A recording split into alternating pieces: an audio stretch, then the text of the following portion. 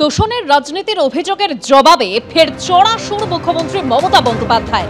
তিনি বলছেন, আমি ভাগাভাগির রাজনীতি করিনি, ধর্মনিরপেক্ষ রাজনীতি করি। এখানে ডিটেনশন ক্যাম্প করে মানুষকে দুর্ভোগে ফেলি না।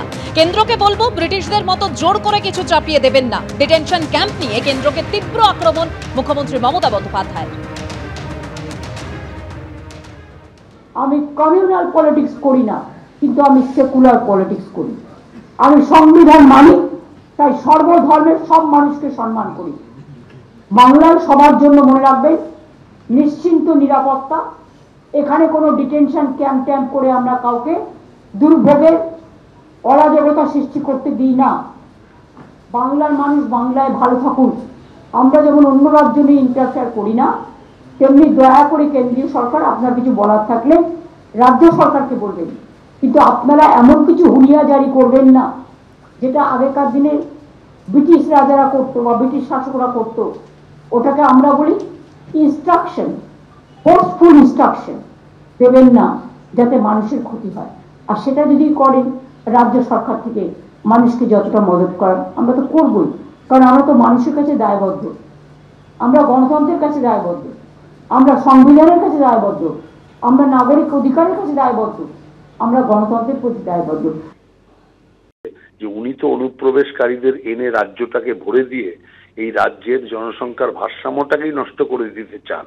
আর অন্তত বিজেপি ডিটেনশন ক্যাম্প করে সেই বিদেশি বাংলাদেশি মুসলিম অনুপ্রবেশকারীদের এই দেশ থেকে বিতাড়নের জন্য ডিটেনশন ক্যাম্পে নিয়ে ঢোকায়। অতএব উনার চিন্তা হচ্ছে ওনার শুধু ভোট বাড়লো কিনা, উনি জিতলেন কিনা, আর আমাদের চিন্তা দেশ থাকলো কিনা, রাজ্য থাকলো কিনা। সেই জন্য পশ্চিম বাংলা বাংলাদেশ হয়ে যাক, তাতে ওনার কোনো চিন্তার কোনো কারণ নেই। উনি ভোটে জিতলেই হলো। আর আমরা মনে করি যে ভোট আগে নয়, আগে পশ্চিম বাংলাকে রক্ষা করতে হবে, পশ্চিম বাংলাকে বাংলাদেশ হওয়ার হাত থেকে বাঁচাতে। 1947 সালের পর পলায়ন দেখেছি। ধর্ম বাঁচাতে পালিয়ে এসেছেন পূর্ব পাকিস্তান থেকে। 2024 সালে ধুলিয়ান শামশেরগঞ্জে দেখলাম হিন্দু পলায়ন। কোন রাজ্যে বাস করছি আমরা? আক্রমণ শুভেন্দু অধিকারী।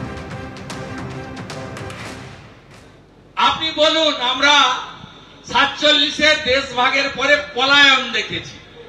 আপনাদের মধ্যে অনেকে আছে ধর্ম বাঁচাতে পালিয়ে এসেছেন বাংলাদেশ থেকে, তখন পূর্ব পাকিস্তান। আমার মাও এসেছে বরিশাল থেকে। আমরা স্বাধীনতা 77 বছর পরে পশ্চিমবঙ্গে 2024-এ শীতের সময় দেখলাম ধুলিয়ান শামশেরগঞ্জে হিন্দু পলায়ন। দেশি নৌকা করে জীবনটা হাতে নিয়ে উত্তাল ফরাক্কা তাকে পার করিয়ে বৈষ্ণবনগরে এসে স্কুলে তারা থাকলো, মুড়ি আর খিচুড়ি তাদের জুটলো। এই হচ্ছে আমাদের পশ্চিমবঙ্গে, ভারতবর্ষে, যে ভারতবর্ষকে হিন্দুস্তান বলা হয়, সেখানকার হিন্দুদের অবস্থা মাত্র 11 মাস আগে এই ধুলিয়ানে আপনার কাছ থেকে 20 কিলোমিটার 25 কিলোমিটার দূরে। ভাবতে পারেন কোন রাষ্ট্রে বাস করছেন আপনি। মুর্শিদাবাদে বহরমপুরে পৌঁছেছেন মুখ্যমন্ত্রী মমতা বন্দ্যোপাধ্যায়। একাধিক কর্মসূচি রয়েছে তার। আগামীকাল মালদায় যাওয়ার সম্ভাবনা রয়েছে মুখ্যমন্ত্রী। এর আগে আজ নবান্নে রাজ্য সরকারের 14 বছরের উন্নয়নের খতিয়ান তুলে ধরেন মমতা বন্দ্যোপাধ্যায়, আর তারপর বহরমপুরে পৌঁছেছেন তিনি। নিরপেক্ষ তদন্ত দাবি করছে।